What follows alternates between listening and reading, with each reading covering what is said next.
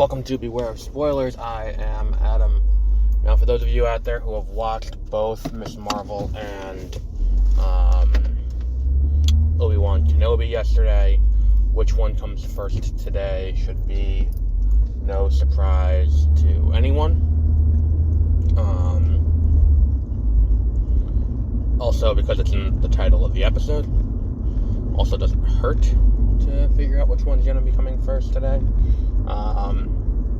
Talking about Obi-Wan Kenobi's finale.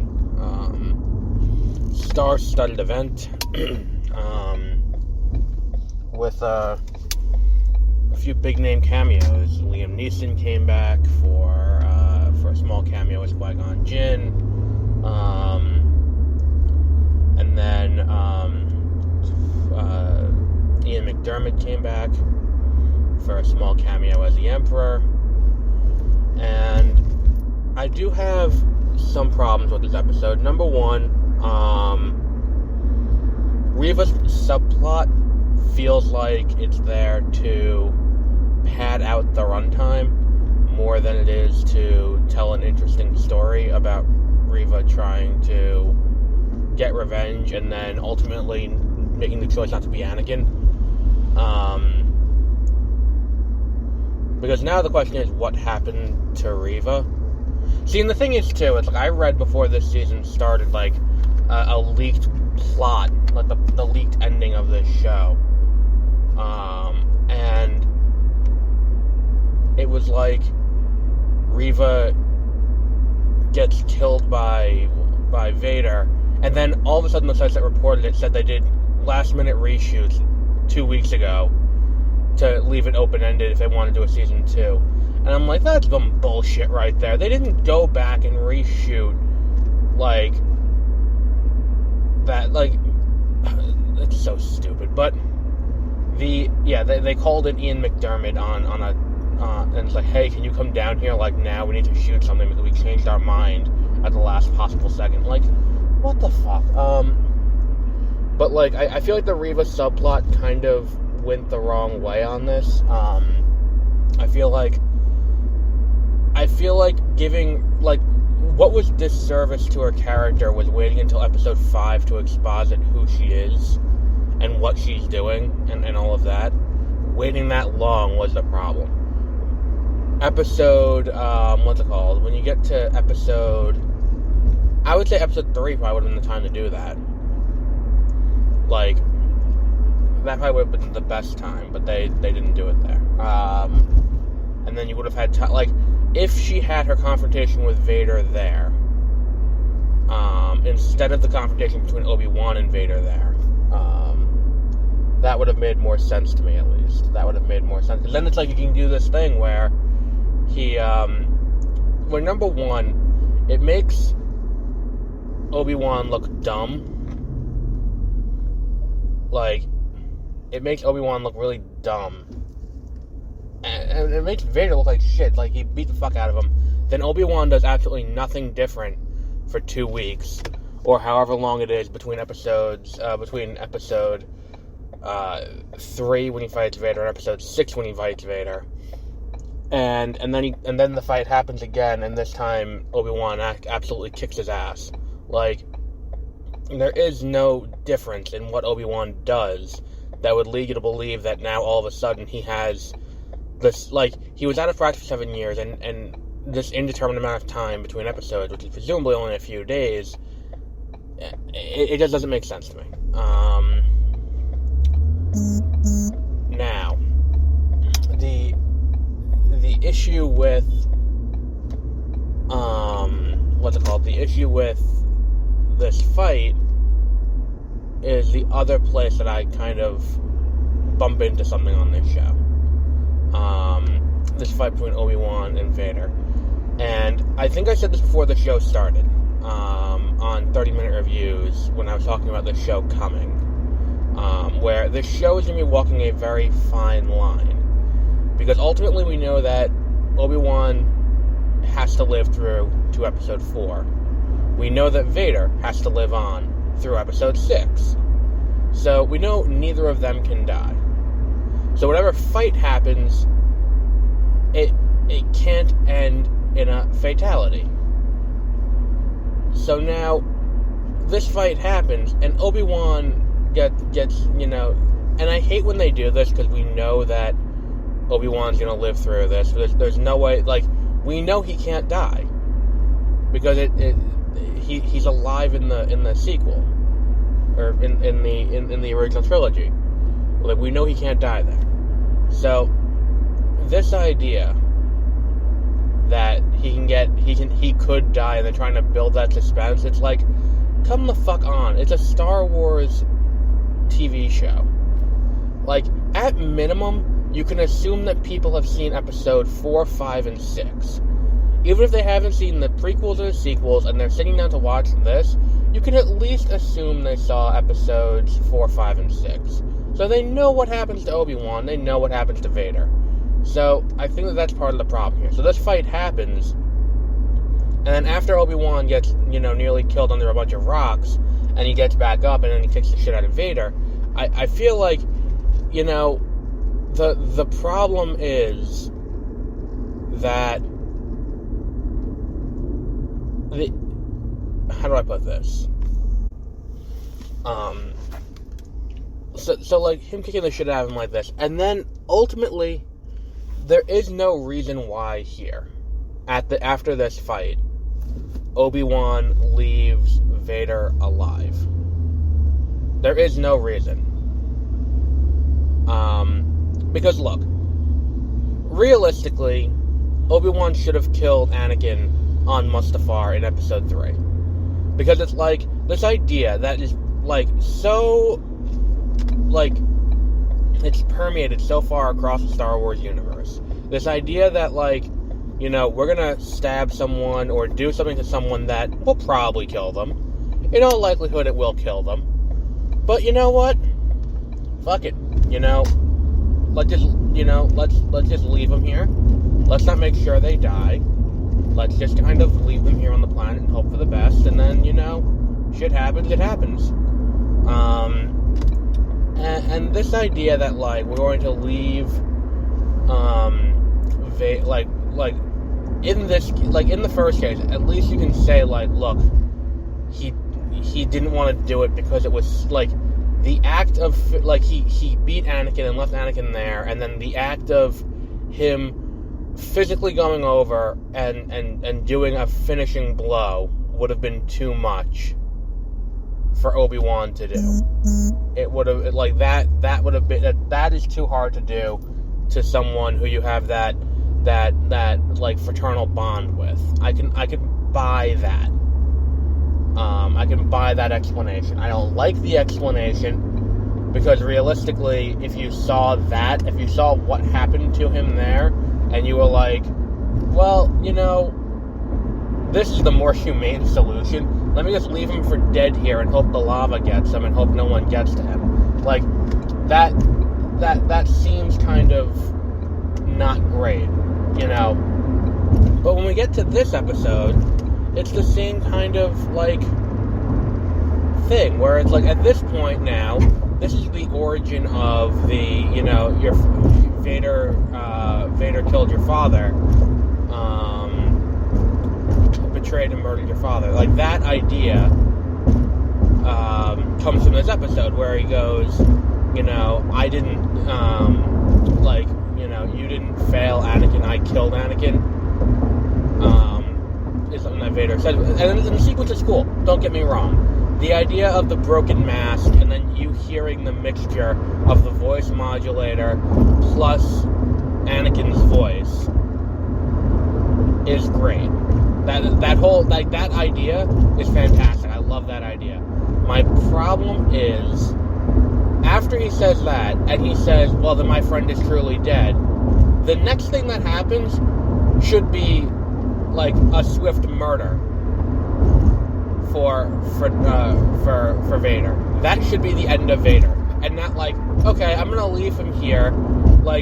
The state he's in now is not nearly as bad as he was when I left him on Mustafar, because keep in mind, he had 3 limbs cut off and was left to die by the edge of, a lava lake and then lit on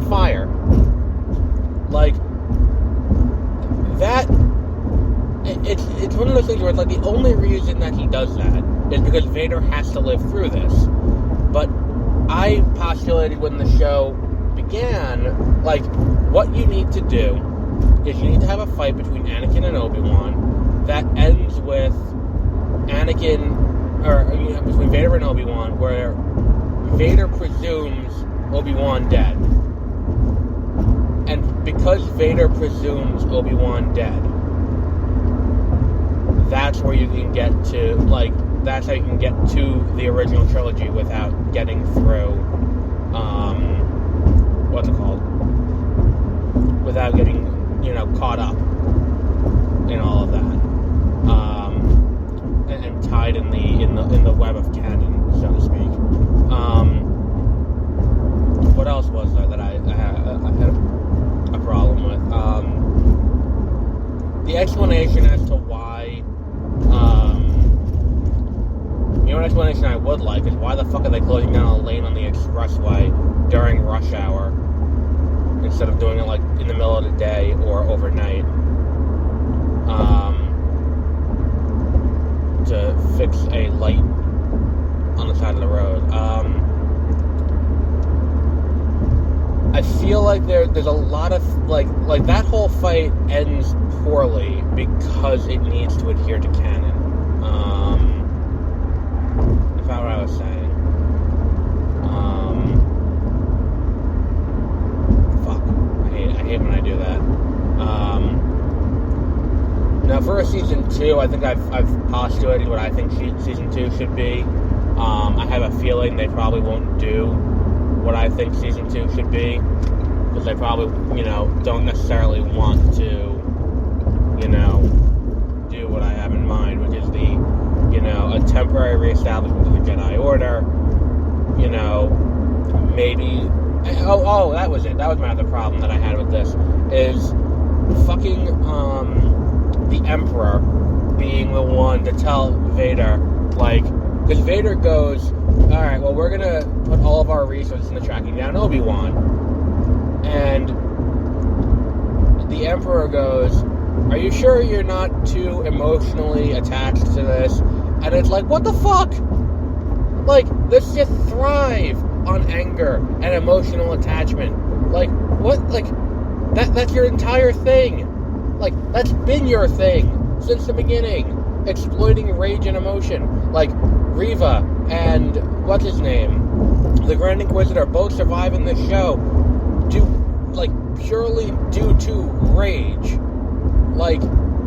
It's why would you be you know what, maybe that's not such a great idea, is to have you track down this Jedi, and by the way, he was a master of the Jedi Order, so, it's so fucking stupid. Why would the Emperor of all people be no, you can't do that? That makes zero sense within the confines of the show, even, or the confines of the universe. The Emperor should be yeah, go fucking kill him. Unless the Emperor is him being out there is better for, keeping you angry because he's out there. But then, inevitably, when Obi-Wan gets killed, then who cares? I don't get it. I don't understand why that decision was made, where it's the Emperor is the one who's dude, you gotta chill. That, it's so stupid. And that really bothered me for some reason, that it's that's not what the Sith do. That's not how that works. The Emperor can't be the one to be you gotta calm down. Just take a chill pill, calm down, take a deep breath, it's gonna be okay. That's not the role of the Emperor in all this. The Emperor, the person who built the suit for Vader, and in this world, I don't believe, based on what everyone else has gone through and survived and had things fixed, I don't believe that necessarily Vader needs to be in that suit. And I think in one of the books they even established that, Vader doesn't necessarily need to be in the suit, but he does need to be kept perpetually angry, and in perpetual pain to fuel his rage. So, this suit is designed to is designed to keep him in constant pain. So, like, what the fuck? Maybe that's the entire thing, is he's like, I'm going to keep him in pain by doing that. But my favorite thing about Star Wars has been how much of everything in this world is entirely because Anakin makes the wrong decision. Like, how much of everything that happens over the course of all 9 movies is entirely because Anakin does the wrong thing. And because Anakin fucks up, that's why everything happens the way it does. Because Anakin is, impudent, I feel like taking this show and going like, now the Emperor is consciously going to make this bad decision, because ultimately the Emperor's decision here is what leads to the fall of the Empire. Because if the Emperor doesn't make this decision to call off Vader from tracking down Obi-Wan, then Obi-Wan can go and go back to Tatooine, go to Luke, then go to the Death Star with Luke to rescue Leia, get the plans to the Rebel Alliance, help Luke destroy the Death Star, and then set Luke on the path to Dagobah, where he can meet Yoda, and everything everything about this comes back to, now it's not Vader who just couldn't find him. It is, it's the Emperor who is like, nah, don't bother. And maybe it was a calculated risk, but it appears he's very bad at math, if that's the case. So I think we'll wrap up there for today. I think we've covered a lot of ground, and I feel like the finale of Obi-Wan Kenobi was not going to be able to live up to expectations. I feel like that's just what happens with shows like this. Like, we, the audience, build up such an idea in our head of what the show is going to be, that there is no way that the show could live up to it. That said, I really hate when they put characters who we know are going to live into jeopardized situations. And that's entirely what this episode is, because we know Uncle Owen and Aunt Beru live until the Empire kills them in episode 4. We know that Vader lives until episode 6. We know Obi-Wan lives until episode 4. The only one in the show who is a major character who has a role in this show who isn't alive is Reva. Or we don't know where Reva is, if she survives past this show. Like, the fact that she's the only one who could be, put into jeopardy is really dumb. And it's like Luke, Leia, like, all of these characters live past this point. And they're the ones who are shown to be put in jeopardy. And I could have done without another child chase sequence. That said, this time is a little more understanding as to why, Reva couldn't catch him. It's because, Reva was hurt. I understand it here, where in the first episode or the second episode, whenever the kidnapping happened, first episode of Leia, that episode I couldn't quite understand why, why they couldn't get her. It's just so stupid. What the fuck? So we'll wrap up there for today. And until our next episode, which will be later this evening, about Miss Marvel, have a great rest of your day, I guess.